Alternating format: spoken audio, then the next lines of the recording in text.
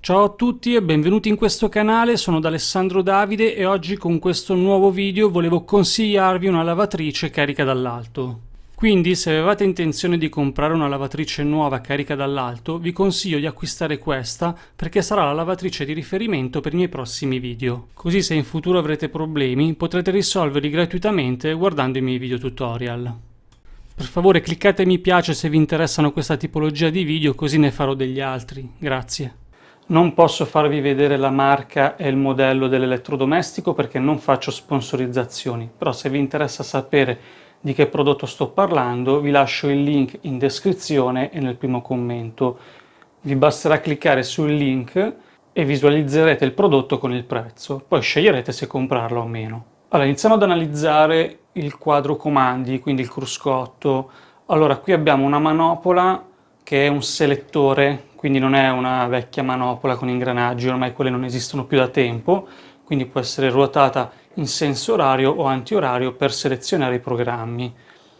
Abbiamo il tasto di accensione che bisogna tenere premuto per accenderla e premuto per spegnerla. Non fate caso al display che lampeggia, che la videocamera registra una frequenza più elevata del display. Quindi andiamo a vedere insieme tutte le funzioni. Qui abbiamo il selettore della temperatura che va da freddo a 90 gradi. Poi abbiamo il selettore della centrifuga che va da 1300 fino all'esclusione completa. In più abbiamo anche l'esclusione centrifuga con l'acqua in vasca. Con questa funzione attiva la centrifuga finale non viene eseguita, si esclude lo scarico dell'acqua dell'ultimo risciacquo in modo da non sgualcire i tessuti, il programma di lavaggio finisce con l'acqua nel cestello e il display mostra questa spia. Il coperchio resta bloccato e il cestello ruota regolarmente per ridurre la formazione di pieghe e prima di aprire il coperchio si deve scaricare l'acqua. Quindi a questo punto non dovete fare altro che ripremere questo tasto e la lavatrice scaricherà l'acqua ed effettuerà la centrifuga. Qui invece abbiamo la funzione notturna. Le fasi finali e intermedie di centrifuga vengono eliminate. Il programma si conclude con l'acqua nel cesto, in questo modo vengono ridotte le pieghe. Il display mostra questa spia, il coperchio resta bloccato, il cestello ruota regolarmente per ridurre le pieghe e prima di aprire il coperchio si deve scaricare l'acqua. Dopodiché non dovete fare altro che premere avvio e l'apparecchiatura eseguirà unicamente la fase di scarico e non quella di centrifuga. Dato che il programma è molto silenzioso, è adatto per essere usato di notte quando l'energia elettrica costa meno. In alcuni programmi i risciacqui saranno eseguiti con una maggiore quantità di acqua. Poi abbiamo l'opzione prelavaggio.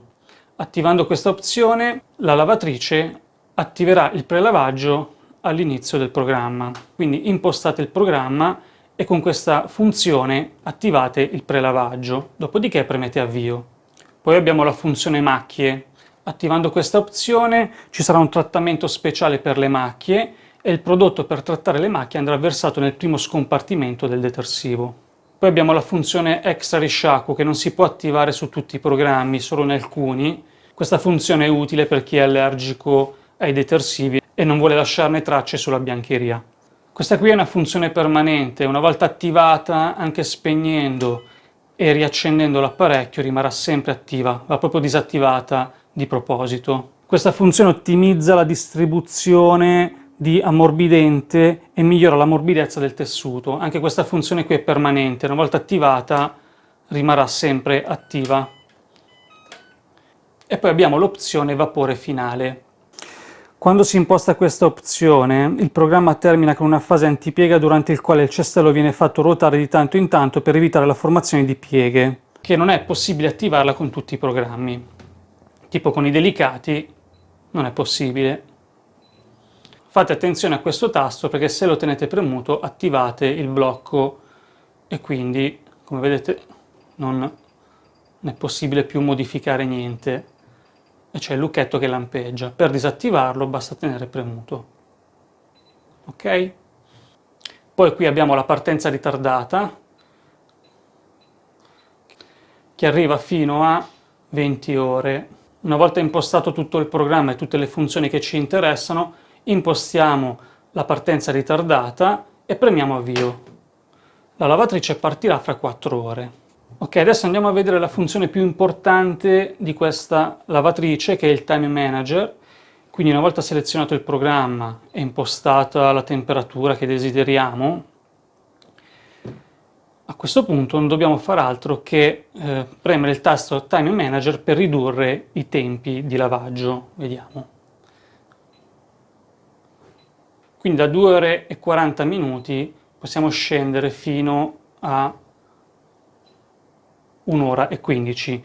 Quindi se abbiamo dei capi che sono leggermente sudati e non sono molto sporchi e vogliamo lavarli velocemente, possiamo utilizzare questa funzione. Ricordatevi però di mettere molto meno detersivo. Adesso vediamo tutti i programmi. Abbiamo il programma Eco 40-60 gradi, il cotone, i sintetici, delicati, vapore antipiega, vapore cashmere. Qui abbiamo solo la funzione di centrifuga e scarico, solo risciacquo, programma più mini, programma rapido da 14 minuti, programma sport, poi abbiamo questo che è per gli indumenti sintetici e impermeabili e poi questo è specifico per questo tipo di indumento. E per concludere abbiamo il programma lana e seta con il simbolo della certificazione Woolmark. Con questa certificazione è possibile lavare gli indumenti di lana con etichetta riportante la dicitura lavaggio a mano, a patto che i capi vengano lavati seguendo le istruzioni riportate dal produttore.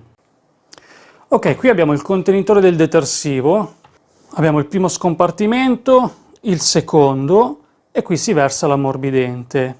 Qui abbiamo il tasto di selezione per il detersivo liquido o in polvere, quindi con questo semplice tasto potete selezionare il tipo di detersivo che utilizzate. Questo cassettino qui si solleva e si stacca molto facilmente. Qui abbiamo il tasto di apertura facile. Il cestello si apre e si chiude molto facilmente premendo questo tasto.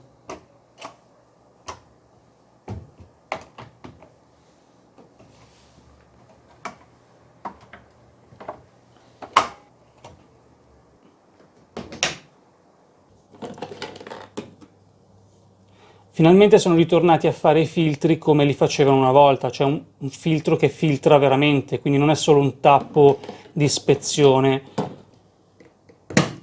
Vediamo insieme le misure. Come larghezza abbiamo 40 cm, l'altezza è 85, altezza massima 91, di profondità abbiamo 60 senza contare i tubi, e 128 di altezza con lo sportello aperto. Ti sono stato utile? Fammelo sapere scrivendo un commento qui sotto. Se vuoi aiutarmi invece, clicca mi piace e iscriviti al mio canale, così mi darai la possibilità di realizzare nuovi video. Grazie, ciao ciao!